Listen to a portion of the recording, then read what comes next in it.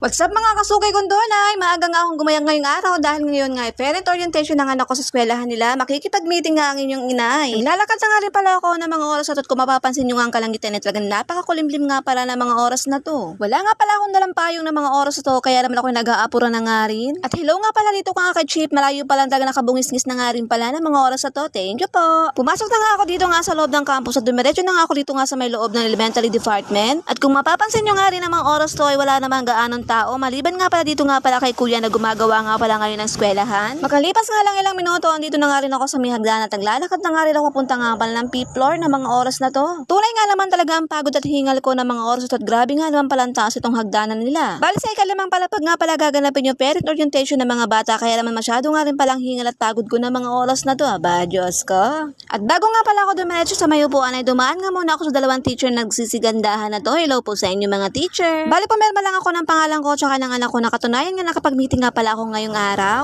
At pagkayari nga ng meeting namin dito nga sa itaas ay bumaba naman nga kami para pumunta nga sa classroom ng mga anak-anak namin. At pagdating nga namin sa classroom ng mga anak namin ay nagbigay na nga lang si Sir Raymond nga pala ng mga copy ng mga pinag-meetingan nga pala ngayong araw. Siyempre, hello naman nga sa aking mga kamami dyan, tsaka nga pala kay Sir Raymond, hello po sa inyo. At pagkayari nga pala ng ilang talakayan namin kanina, ito na nga tagumpisa na nga rin magbigay ng book nga pala ito sa Sir Raymond, nagagamitin nga pala ng mga bata para nga pala sa darating na pasukan.